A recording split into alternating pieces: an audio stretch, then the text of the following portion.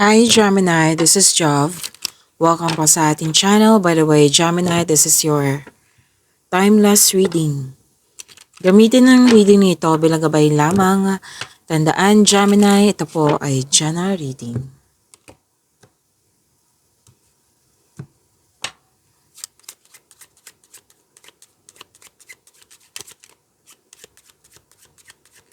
Mga parating po para kay Gemini.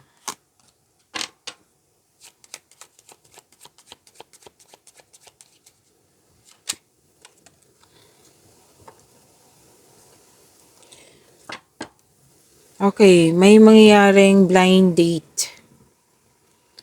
Pwede din na may kausap ka Gemini na young person. Pwedeng babae to, na single po. Excuse me. At sabi din dito na yes, young unmarried woman, single. At pwedeng, kung ikaw man to, nag-aalaga ka. Nag-aalaga ka ng posisyon, gamit, tao, yan. Or pwede din na may nag-aalaga sa iyo. Okay? At pwedeng nagkaroon ka ng time sa mahal mo sa buhay, sa family, sa nature.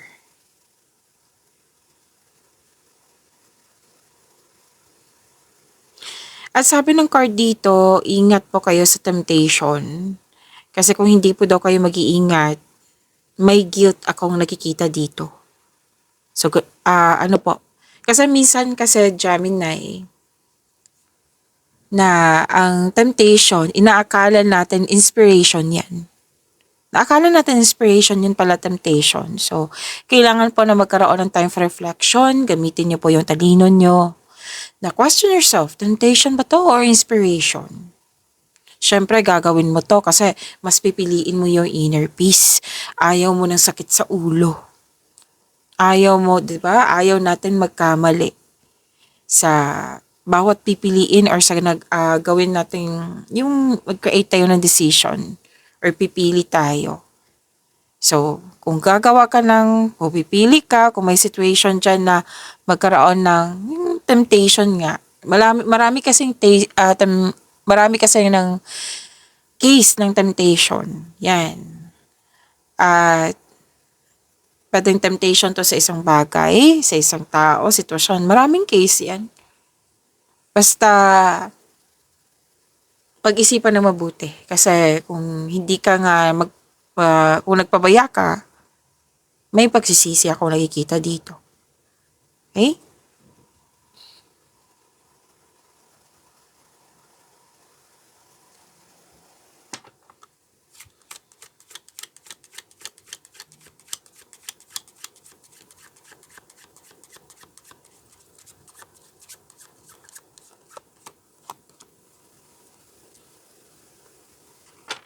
Pwedeng may naisip ka about past, Gemini. Pwede din na may gustong bumalik sa nakaraan. Pwedeng hindi ikaw to or pwedeng siya na gustong bumalik sa'yo para makipag-usap, para makipag-reconnect. Dalawang card mismo nagsabi dito na, di ba, may ano dito na gagawa ka ng desisyon. So, nakikita ko dito, ginagamit mo yung talino mo para makakreate ka ng decision. Gagawa ka ng wise decision, and which is good.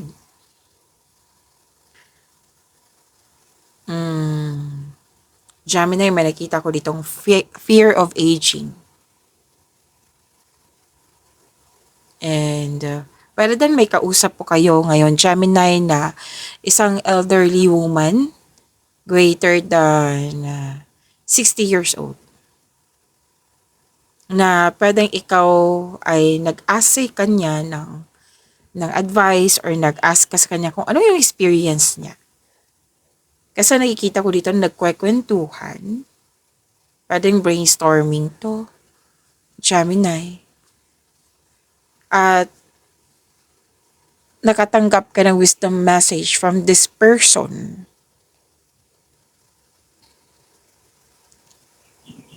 Pwede din na may mahalaga kang biyahe. Oh. At itong wisdom message na ito galing sa isang elder, you're taking action with courage po.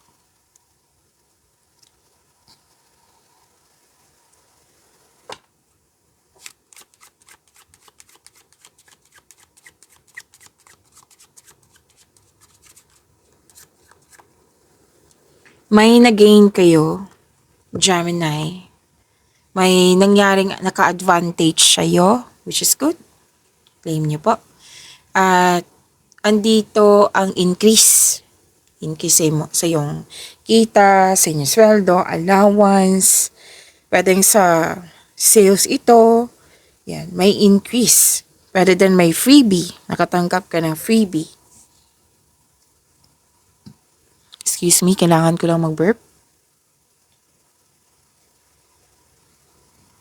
Business aspirations and professional goal.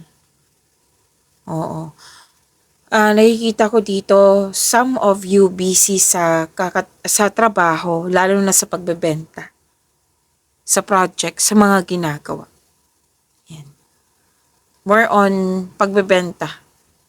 Pagbebenta, may nakita rin akong booking dito. This is about work, job, career, finances. So, your energy is most likely sa nakatuon sa trabaho.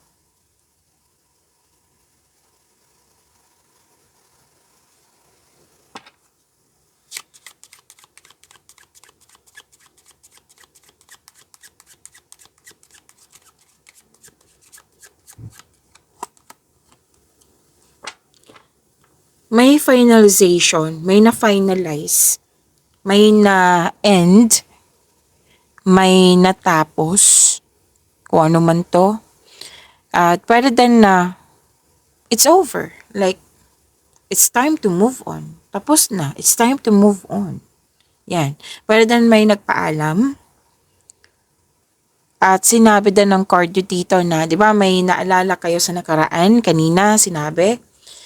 Ngayon, may sabi ang card nyo dito na different card po ito na nagsabi na forget the past, let go, kunin mo lang yung wisdom message sa mga nangyari sa nakaraan and focus ka into a new direction.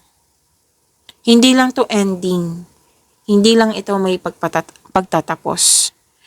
Hindi lang to it's over. Kundi may new direction.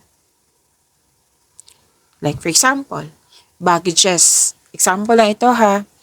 Baggages. Pwede hindi lang to sa emotion, pwedeng sa bagay, sa tao, sitwasyon, kung ano man to. So, magbigay lang ako ng example para maunawaan natin ng lalo. This is baggages. Na galing to, itong baggages na ito, galing sa nakaraan. Na bitbit mo hanggang present. So, it's time to release these baggages kasi may tatahakin ka ng new direction. May new path. May new beginning. Na hindi na kailangan yung baggages sa new beginning na iyon. Na kailangan mo, Gemini, let go mo na to kasi hindi na siya kailangan sa new beginning para makapag-focus ka na sa new beginning na ito. Yan. Sa madaling salita. Pwedeng may tumiwalag, umalis, break up,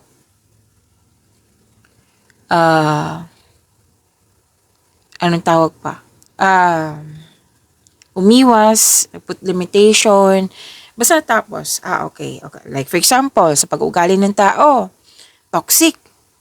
Pero hindi kailangan umalis kasi parati mo siyang kasama.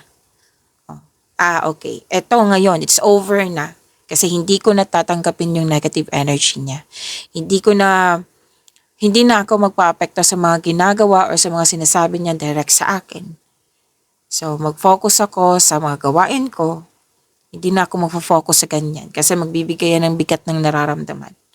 Yan. Na it's over. It's time to move forward. It's time to let go na or tumiwalag ba. Yan. Basta inend mo. Kasi you want growth. You want new direction.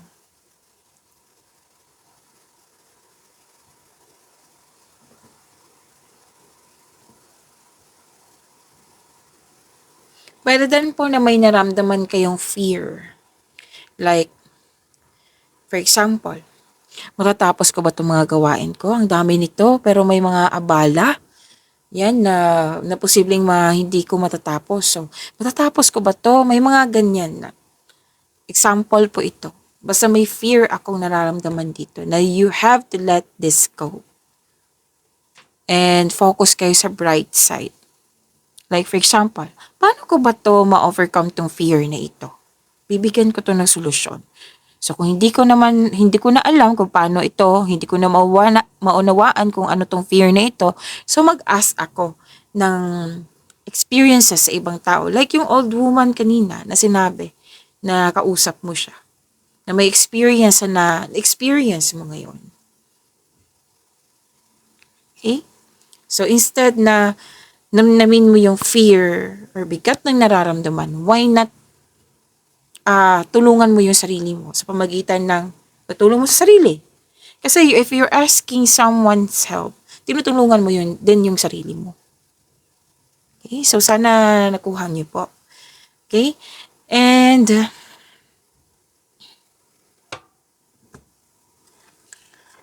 may dito, usapin tungkol sa disconnection na unresolved issues. Sa past pa rin to. Pero din po na may desire ka na maging wife, may desire ka na magkaroon ng kasal, at pwede din na sabi mo sa sarili, ano kaya ang klase akong wife? Paano kaya ako mag-alaga ng pamilya, ng anak, ng asawa? Yan. Okay? And pwede din, kung ikaw ay lalaki, Gemini, pwede din yung girlfriend mo, gusto niya maging wife na. Gusto niya lang magkaroon ng tradisyon, masusunod yung tradisyon, like kasal na. Pwede.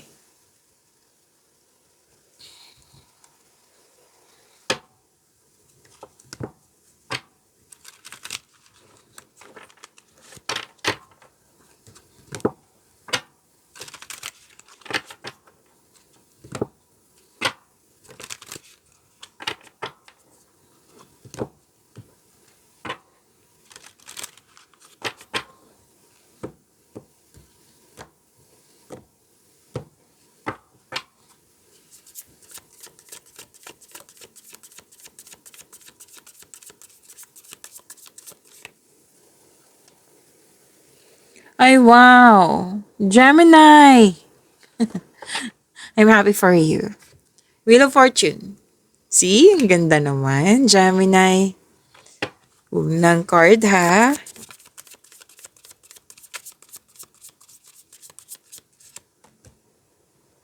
Ang ganda naman.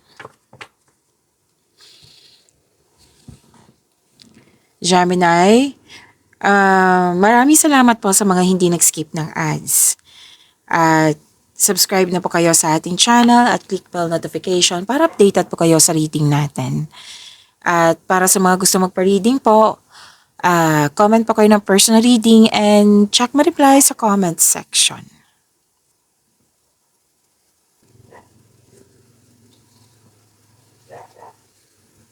Energy mo, Gemini. This is happiness. This is may magaganap na naka-destiny sa iyo. This is good luck. This is good karma.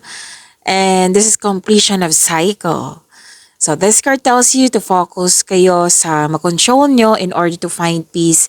Let go mo na po ang hindi mo makontrol. Ito yung sinasabi dito ng limang cards mo na let go mo na yung mga hindi mo makontrol. Oo, in order to find peace po. Mag-focus kayo sa makontrol nyo. Okay, so may chance sa darating or blessings po. And you have strength in the new beginnings. The cycle restarts. Yan ang sabi kanina, lumabas din sa tarot cards nyo. Sa mga hindi nagkaroon ng pagkakaunawaan, makaka-receive kayo ng blessings ng siyang dahilan na magkakaayos kayo. May chances din na mamimit mo yung new romantic partner mo sa mga single dyan.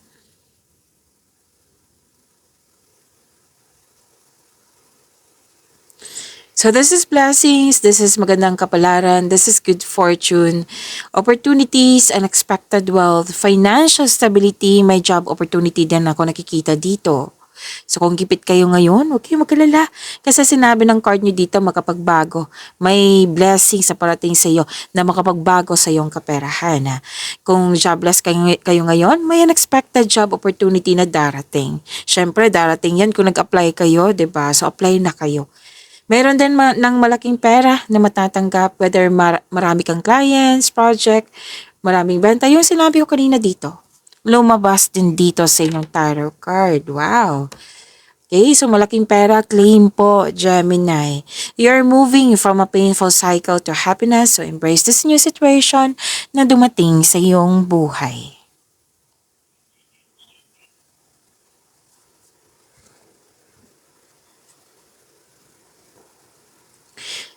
Dalawang card po mismo nagsabi dito na new beginning po ito. Pag yung sinabi ko pa kanina dito sa limang cards mo. And this is also abundance po ha. Abundance. Dalawang card mismo nagsabi dito na may parating na blessings. Gift from the universe na sunod-sunod na opportunities at unexpected sum of money. Dalawang card na mismo nagsabi niyan. Pwede rin nag-take ka ng first steps para ma-enhance o ma-increase yung kaperahan mo. Ang pagbabago na ito ay may unlimited growth towards to your finances. Claim po, Gemini, ang ganda nito. Dalawang card din nagsabi dito na may parating talaga sa iyo na love or romance para sa mga single. Para sa mga relasyon, project ang nakikita ko dito. At may ilang couple din na kontento na sa inyong pagmamahalan.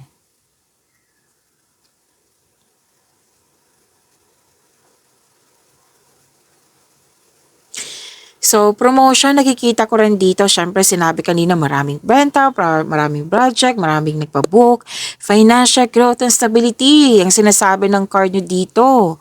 Yes. Ang ilan sa inyo may change career. Kasi may offer na more stability and abundance. Claim nyo po. Gemini, ang ganda ng cards mo.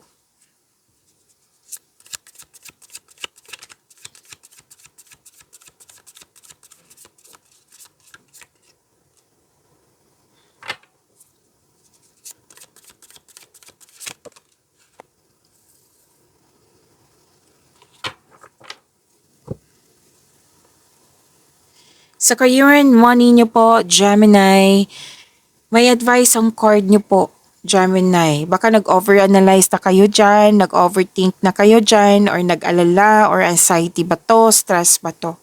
So, kailangan nyo ma-overcome to, ha? Kung hindi maganda yung tulog mo, maayos na tulog ay kailangan. Okay? Make change. Kung kailangan nyo ng kausap, then go ahead. Kung kailangan nyo mag-journal or diary, then go ahead. Make change. Itong pangyayaring ito ay pansamantala lamang at lilipas din po ito. Kung may conflict, sinabi kanina, magkakaayos. Basta communication is the key. Pwede din may conflict dyan sa mga ginagawa nyo dyan. Na yung sinabi kong fear, oo, na like abala sa inyong trabaho. Nakikita kasi akong ganito. Oo, so kailangan mong pwedeng pag-isipan, like bakit nagaganito? So paano ko ba ma-resolve to? Paano ko ba na-stress na ako? Kung ano yung ba dapat gawin ko, baka pagod na ako. So, kailangan ko mag-rest. Like, question yourself kung paano mo ba matutulungan yung sarili mo. Okay? So, focus, sapat na tulog, sapat na pahinga, para makapag-focus. Yan. Okay? So, sana'y ma-overcome mo tong overthinking, pag-alala, kung ano man to. Anxiety ba to? And make change. So, sinabi kanina na advice, make change. Kung kailangan mo ma-change, kung kailangan mo kausap, then go ahead.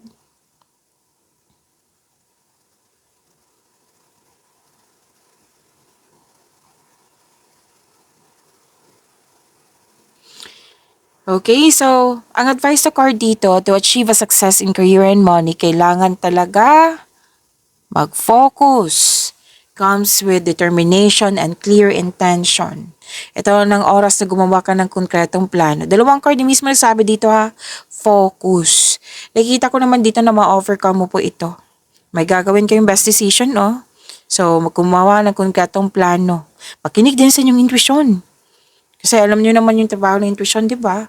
Yan yung magsasabi sa'yo kung ano yung susunod na hakbang na pagkilos patungo sa right path, patungo sa success.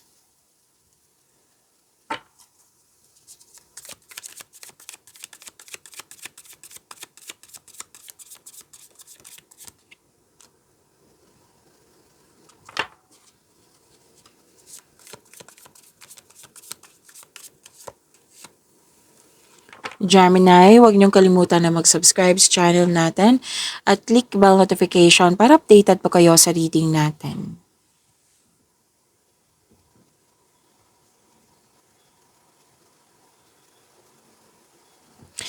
Magkakaisa.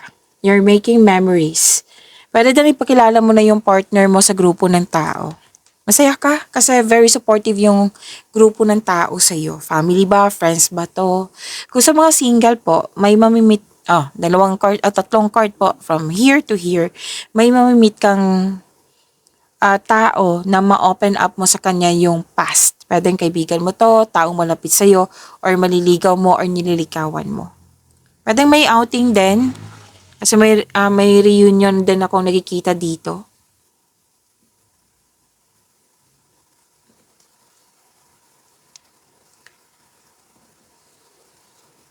So, itong parating sa'yo, trustworthy, matalino, who chooses reason over emotion. Pwede din ito yung partner mo. At malaki ang influence ng single parent. Oo. Single parent, pwedeng ikaw to, pwedeng siya. Tapos gumagawa talaga kayo ng desisyon, at naging honest kayo sa inyong sarili. Okay, same pa rin.